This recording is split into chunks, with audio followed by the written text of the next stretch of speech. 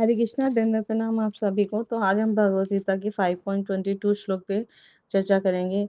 ये ही संस्पर्जा भोगा दुख योनय एव ते आद्यवंत कौन्तेय न तेषु रमते बुधा। अनुवाद तथा तात्पर्य श्री प्रभुपाद जी के द्वारा। श्री प्रभुपाद की जय। बुद्धिमान मनुष्य दुख के कारणों में भाग नहीं लेता जो कि भौतिक इंद्रियों के संसर्ग से उत्पन्न होते हैं। हे कुंती पुत्र, ऐसे भोगों का आदि तथा अंत होता है, अतः चतुर व्यक्ति उसमें आनंद नहीं लेता। तो यहाँ पे भगवान बहुत सुंदर समझा रहे हैं कि जो भी व्यक्ति बुद्धिमान है उसको वो समझ जाता है कि क्या है दुख का कारण, क्यों मैं इस जगत में बारंबार कष्ट पा रहा हूँ। तो कारण जानकर वो भाग ही नहीं लेता दुख के कारणों में। तो इस तरह से भौतिक इंद्रियों के संसर्ग से जो दुख उत्पन्न होते हैं, जब उसमें भाग नहीं लेता तो बंधन से मुक्त हो जाता है। क्योंकि ऐसे जो भोग मिलते हैं उनका आदि होता है और अंत होता है। तो चतुर व्यक्ति जो होता है, इंटेलिजेंट है ना, सुमेधा व्यक्ति वो होता है जो उसमें आनंद नहीं लेता और भौतिक बंधनों से मुक्त हो जाता है। तो तात्पर्य में श्री प्रभुपाद जी और अधिक सुंदर एक्सप्लेन कर रहे हैं। ये भौतिक इंद्रिय सुख इंद्रियों के स्पर्श से उद्भूत है जो नाशवान है। क्योंकि शरीर नाशवान है तो उनसे जनित सुख जो है वो भी नाशवान होता है। तो मुक्त आत्मा जो होती है वो किसी नाशवान वस्तु में रुचि नहीं लेता, क्योंकि दिव्य आनंद के सुखों से वो भली भांति अवगत होता है। तो मिथ्या सुख के लिए भी उस समय तो होगा कि सहमति नहीं होता, क्योंकि वो क्षणिक सुख है। तो पद्म पुराण में भी कहा गया है, रमन्ते योगिनो अनंते सत्यानंदे चिदात्मनि इति राम पदे नासो परम ब्रह्म अभिधीयते। तो योगी जन जो होते हैं परम सत्य में रमण करते हुए अनंत दिव्य सुख प्राप्त करते हैं, इसलिए परम सत्य को भी राम कहा जाता है। राम का मतलब उसमें आनंद, रम जाते हैं, है ना, परम आनंद का अनुभव करते हैं। तो फिर वो भौतिक वो इंद्रिय तृप्ति के, है ना, सुख में क्यों लगेंगे जो क्षणिक है ना, और जो जिसका आदि है या अंत है। तो जब उसे जो योगी जन है या भक्त जन है उनको जब अनंत दिव्य सुख की प्राप्ति हो रही है भगवान की भक्ति से, तो स्वतः छोड़ देते हैं। भागवत में भी 5.5.1 में, है ना, ऋषभ देव अपने पुत्रों को कहते हैं, नायम देहो दे बाजाम लोके कष्टान कामान हरते विद भुजाम ये तपो दिव्यम पुत्र का ये सत्वम शुद्धियेत यस्मात् ब्रह्म सौख्यम तो नंतम।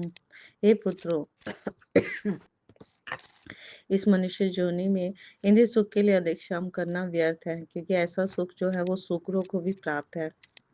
इसकी अपेक्षा तुम्हें इसी जीवन में तप करना चाहिए, और जिससे तुम्हारा जीवन पवित्र हो जाए, तुम असीम दिव्य सुख को प्राप्त हो। तो भगवान ऋषभदेव अपने 100 पुत्रों को समझा रहे हैं, और उसके माध्यम से हमें भी समझा रहे हैं कि हमें अगर ये मनुष्य शरीर मिला है तो इंद्रिय सुख के लिए नहीं मिला। इंद्रिय सुख के लिए हमें अधिक श्रम करना ही नहीं चाहिए, क्योंकि ऐसा सुख तो है पशुओं को भी, शुकर कुकर को भी प्राप्त है। इसकी अपेक्षा ये मनुष्य जीवन हमें तप करने के लिए मिला है, तो हमें तप करना चाहिए। क्यों? क्योंकि इससे हमारा जीवन पवित्र हो जाएगा, और हम फिर क्या मिलेगा, हमें असीम दिव्य सुख की प्राप्ति होगी और शाश्वत धाम मिलेगा, शाश्वत रूप से सुख मिलेगा। तो जो भी यथार्थ योगी है या दिव्य ज्ञानी है वो इंद्रिय सुख की ओर आकृष्ट नहीं होता, है ना, क्योंकि वो भव रोग का कारण होता है। तो जो भी भौतिक सुख के प्रति जितना अधिक आसक्त होगा वो उतने ही अधिक भौतिक दुख उसे मिलते हैं। सुख मिलने की वजह से दुख मिलता है, क्योंकि भौतिक इंद्रियां जब सांसारिक विषयों से स्पर्श करती है तो सुख या दुख की उत्पन्न उत्पत्ति होती है। भगवान शिव भगवद गीता में भी 2.14 में कहते हैं, मात्रा स्पर्शास्तु कौन्तेय शीतोष्ण सुख दुखदाम। तो दुख तो कष्टदायी होते ही हैं, परंतु विषयों के संसर्ग से जो सुख होता है वो भी कष्टदायी होते हैं। एक उदाहरण से हम समझते हैं, जैसे रेगिस्तान में पाया जाने वाला ऊंट जो है, जब रेगिस्तान में उगने वाली बबूल की झाड़ियों को खाता है तो उसके कांटों से उसका मुंह जो है लहूलुहान हो जाता है, पर उसे लगता है कांटों से रस में निकल रहा है ना। और ऊंट की जो जीवा होती है वो इंद्रिय, है ना, वो विषयों के संसर्ग करती है, तो जो सुख मिलता है उसे वो वास्तव में दुख है, क्योंकि उसके अपने दो जो खून होता है, लहू होता है, उसी का उसे सुख मिलता है ना। तो लहू का रस ऊँट को इतना अच्छा लगता है ना, उस कांटों की परवाह नहीं करता और अपना ही हानि करता है वो। तो ऐसे ऐसे ही होते हैं समस्त संसारिक भोग। क्योंकि इनका ना कोई आदि होता है, ना अंत होता है। जब जीवात्मा स्वयं को शरीर मानता है और संसार के भोगों में आनंद को ढूँढता है, तो वो दुखदाई अ, उम, कार्यक्रम में फँसता चला जाता है। लेकिन जो बुद्धिमान है, वह इस सिद्धांत को समझते हैं, इसलिए वो सांसारिक भोगों में ना लगकर भगवत भक्ति करते हैं, भगवान श्री कृष्ण की भक्ति करते हैं। इस कली काल में भक्ति और ज़्यादा सरल बना दी गई है ना?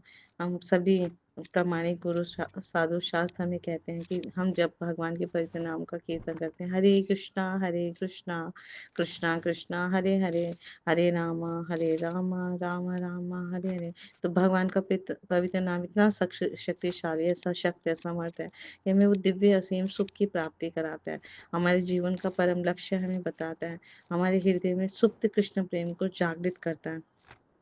और भगवत भक्ति में सुख ही सुख है। वहाँ तो अगर कोई दुःख भी मिलता है तो भी सुख है। जैसे गोपियाँ जो हैं भगवान की नित्य संगिनी, वो विरह भाव में भक्ति करती हैं, तब भी वो है ना दिव्य आनंद में रहती हैं हमेशा। तो इस तरह से हम समझते हैं कि हमें अगर सुख चाहिए, असीम दिव्य सुख चाहिए, तो हमें भगवान की भक्ति में संलग्न होना चाहिए, क्योंकि ऐसा करके हम अपना हृदय शुद्ध करते हैं भक्ति करके, और इस पद को प्राप्त कर लेते हैं जहाँ पे शाश्वत जीवन का आनंद मिलता है, जो भौतिक आनंद से परे है और अनवरत है ना चलने वाला है, हमेशा चलने वाला है।